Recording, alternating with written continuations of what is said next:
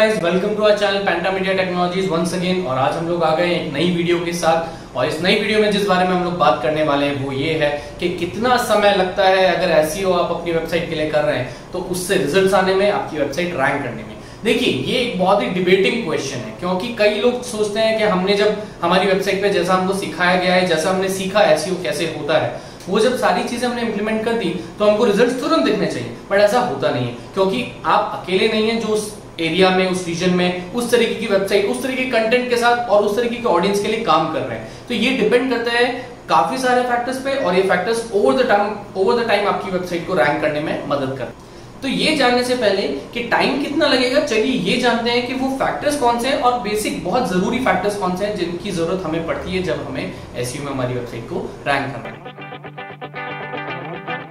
देखिए, सबसे पहला फैक्टर जो कि अकाउंट में आता है और जो गूगल कंसिडर करता है वो होता है आपका कंटेंट। कंटेंट देखिए भगवान है। जब आप एसईओ कर रहे हैं, ऑनलाइन अपना कंटेंट लेके जा रहे हैं, ऑनलाइन अपनी वेबसाइट लेके जा रहे हैं, तो सिर्फ एक कंटेंट ही है जो आपकी वेबसाइट को दूसरे लोगों तक पहुंचाएगा और दूसरे लोग कंटेंट के सहारे आप तक खींचे चले आएंगे। और आपके कंटेंट में अगर दम है तो मानिए आपकी वेबसाइट बहुत जल्दी रैंक करने लगेगी और काफी ज्यादा ट्रैफिक उसके ऊपर आना स्टार्ट हो जाएगा। दूसरी चीज, कंटेंट के साथ साथ आपको कंटेंट को सेटल करना भी आना चाहिए। ऐसा नहीं है, ये देखिए न्यूज़पेपर नहीं है हमारी वेबसाइट। न्यूज़पेपर होता है जिसके ऊपर आपको लंबे चौड़े पैराग्राफ दिखते हैं, उनके डायमेंशंस अलग होते हैं, वो चीजें अलग होती हैं। बट आपकी वेबसाइट पे हर चीज एकदम फ्री होनी चाहिए। तो किस तरीके से आप अपने कंटेंट को अपनी वेबसाइट पे फैला रहे हैं, सेटल कर रहे हैं, वो एक दूसरा बहुत इंपॉर्टेंट फैक्टर है। तीसरा फैक्टर जिसके बारे में मैं आपको बताना चाहूंगा वो है, एक बार जब आपके पास ट्रैफिक आ गया, आपके पास यूजर आना स्टार्ट हो गया, तो यूजर कितना वक्त आपकी वेबसाइट पे बिता रहा है। देखिए, अगर हम किसी के पास कुछ चीज खरीदने जाते हैं, फॉर एग्जांपल अगर मैं किसी दुकान पे एसी लेने गया, तो ये किस तरीके से तय होगा कि मुझे कौन सी शॉप पे एसी ज्यादा समझ में आया।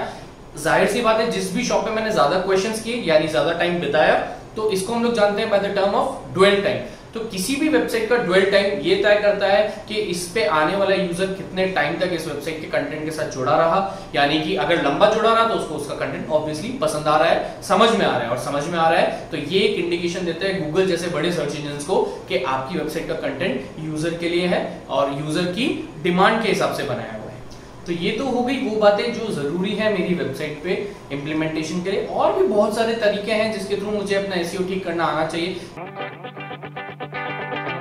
चौथी और इंपॉर्टेंट चीज जो मैं आपको और आगे बताना चाहूंगा वो ये है कि आपके कंटेंट को कितनी सारी वेबसाइट सपोर्ट कर रही हैं। और सपोर्ट आपको किस तरीके से पता पड़ेगा, अगर मैं एसईओ के बारे में बात कर रहा हूं तो ये आपको पता पड़ेगा कि कितनी वेबसाइट्स आपके कंटेंट को लिंक बैक कर रही है। और एक्चुअली मैंने इसको उल्टा बोल दिया, इसको बोला जाता है बैकलिंक।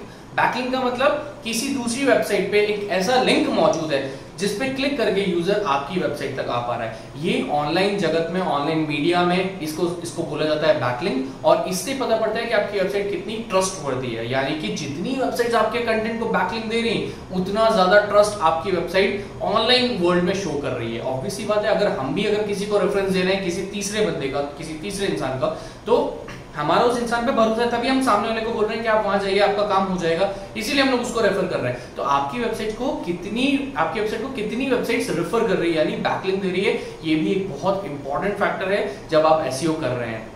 तो चलिए आ जाते हैं हमारे पॉइंट के ऊपर, जो कि हमारा टॉपिक है आज की वीडियो का। वो ये है कि कितना वक्त लगता है आप अगर एसईओ कर रहे हैं अपनी वेबसाइट पे तो आपकी वेबसाइट को रैंक करने में। देखिए, आंसर बहुत क्लियर कट है, बहुत शॉर्ट आंसर है, इट डिपेंड्स। डिपेंड किस पे करेगा? डिपेंड करता है बहुत सारे फैक्टर्स पे। डिपेंड करता है आपने किस तरीके से कीवर्ड चूज करा है, डिपेंड करता है आपने उस कीवर्ड की प्लेसमेंट क्या करी है, डिपेंड करता है आपका कंटेंट किस तरीके का, डिपेंड करता है आपका बिजनेस का नीश यानी बिजनेस किस जॉनर का बिजनेस आप कर रहे हैं। क्या उसमें काफी लोग अभी इंटरेस्ट दिखा रहे हैं, क्या काफी लोग उस कंटेंट को सर्च कर रहे हैं, या बिजनेस नीश बहुत छोटी है। तो इन सारी चीजों पर डिपेंड करता है कि आपका वेबसाइट का एसईओ जो आप कर रहे हैं, जो भी चीजें आपने ऑनलाइन सीखी है या आपने कहीं से एसईओ सीखा है या आप एसईओ करते आए हैं, तो उसमें कितना वक्त लगेगा। मैं ये कहता हूं कि ओवर द टाइम जो मेरा एक्सपीरियंस रहा है पिछले 5-6 साल में, अगर कोई एक फ्रेश वेबसाइट आप प्रिपेयर कर रहे हैं और फ्रेश वेबसाइट पे अगर आप एसईओ कर रहे हैं, तो देखिए रैंक भी जब हम लोग कराते हैं तो हम लोग लोकली रैंक कराते हैं, ग्लोबली रैंक कराते हैं। लोकल का मतलब हो गया कोई city centre, for example in Kota, in Ajmer, in Jaipur, in Jabalpur, ये हो जाते हैं सिटी सेंटर्स। इनको हम लोग बोलते हैं लोकल कीवर्ड्स, लोकल एसईओ। जब आप लोकल एसईओ की बात करते हैं तो वहां पर रैंकिंग्स थोड़ी तेज आती है, क्योंकि वहां पे एज सच इतना कंपटीशन नहीं है जब मैं ग्लोबल लेवल पे लेके जा रहा हूँ।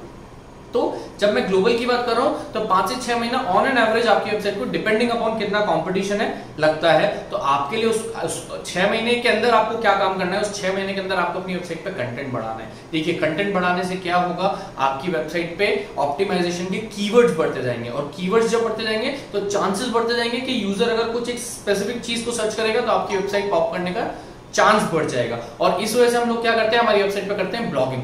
जी हाँ, तो जैसे ही आप ब्लॉग करते जा रहे हैं, हर एक ब्लॉग के लिए आपके पास 1 या 2 कीवर्ड फाइनलाइज रहते हैं। ये भी डिपेंड करता है कि आपका वेबसाइट का कंटेंट कितना बड़ा या छोटा है।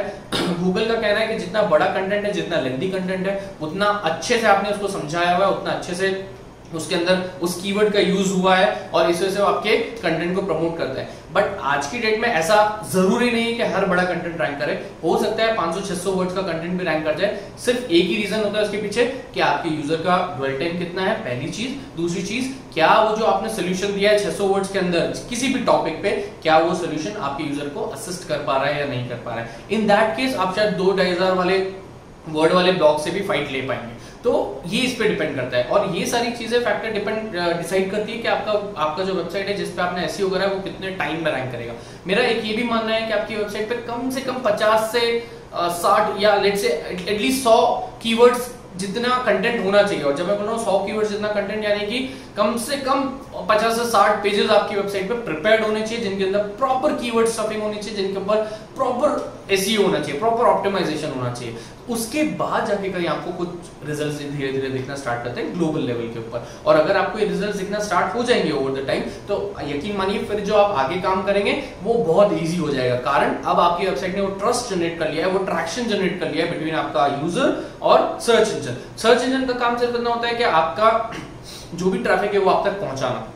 तो अगर आपका ट्रस्ट इंजन ने आपकी वेबसाइट पे ट्रस्ट करना स्टार्ट कर दिया है, तो वो वही ट्रस्ट को पास करेगा आपके यूजर के ऊपर। और ये जो ट्रस्ट पास होता है, इससे आपके एसईओ बहुत इफेक्टिव होता है। और जितना ज्यादा ट्रस्ट जनरेट होता जाएगा ओवर द टाइम, उतना आपके एसईओ के लिए अच्छा है, आपकी वेबसाइट के लिए अच्छा है, उतना फास्ट आपकी वेबसाइट एसईओ पे रैंक करेगी, गूगल सर्च पे रैंक करेगी। तो मैं आशा करता हूँ आपको ये वीडियो समझ में आया होगा, अच्छा लगा होगा, थोड़ा बहुत आपको इससे नॉलेज मिला होगा। और अगर आपने अभी तक हमारे चैनल को सब्सक्राइब किया, लाइक करिए इस वीडियो को। और अगर आपके कोई भी क्वेश्चन है तो प्लीज कमेंट बॉक्स में जरूर डाल के हमको बताइएगा। Thank you so much.